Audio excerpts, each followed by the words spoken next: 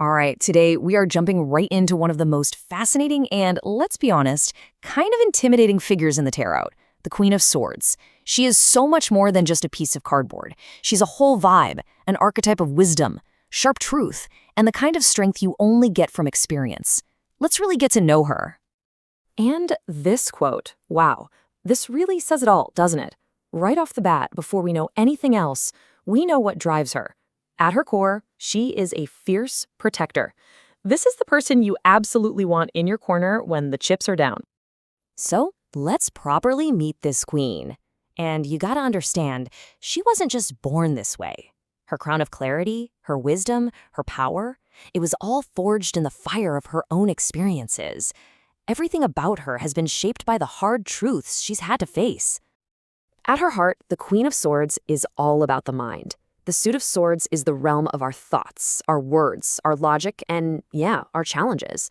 So she's incredibly intelligent, super sharp-witted, and for her, nothing, and I mean nothing, is more important than the plain, unvarnished truth. But here's the thing that makes her so powerful. Her wisdom isn't just from books. This is a crucial point. She's not just book smart, she's life smart. Her strength is real because it comes from navigating the messy, tough parts of life. She's seen loss, she's known suffering, and she came out the other side not broken, but wiser. Okay, so now that we know where she comes from, let's see what she looks like when she's at her absolute best. This is her upright energy. This is her in her full power, reigning with uncompromising clarity. And here's a look at her highlight reel. You can see she's a fantastic communicator, witty, quick, but her words are always based in what's fair and right.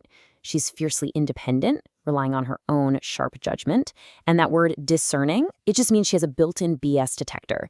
She sees right to the heart of things, and she uses that skill to protect the people she cares about. Now, this is so important. There's a huge difference between her truth and just being mean. She'll give you blunt feedback, for sure, but it's always fair and it's meant to help you. She's objective, but not emotionally detached. It's about clear assessment, not just judging you for the sake of it. It is a very fine line, and when she's at her best, she walks it perfectly. So what's she like to be around? Well, if you're looking for big, mushy, romantic gestures, you might be disappointed. She's not going to be overly slushy, but her loyalty, it's unshakable. She shows her love through quiet acts of kindness, a sharp joke to make you laugh when you're down, and by being a partner who has your back while also giving you your space. But every light casts a shadow. Now we have to talk about the other side of the coin. We're heading into her bitter kingdom, her reversed side, where that sort of truth becomes a weapon. And that's the real question, isn't it? What happens when all that brilliant clarity sours and turns into cruelty?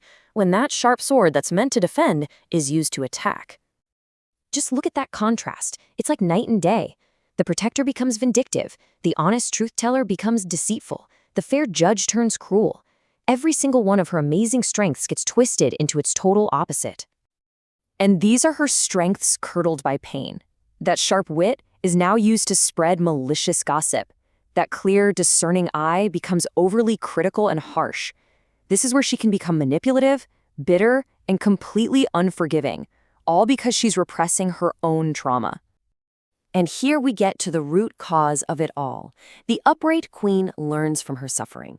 The reversed queen doesn't. She clings to those old wounds and she uses them like a stick to beat others with.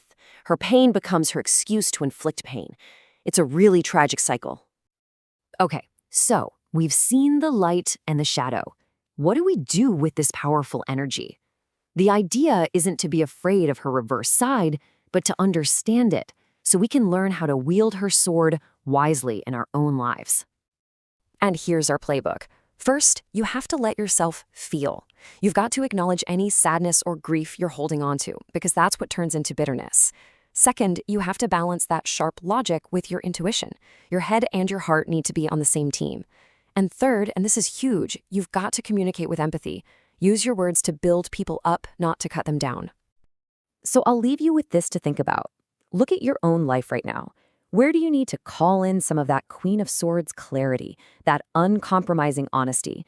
And, just as important, where do you maybe need to be a little more careful that you're not risking her cruelty, that you're using your own sword for truth and never, ever as a weapon?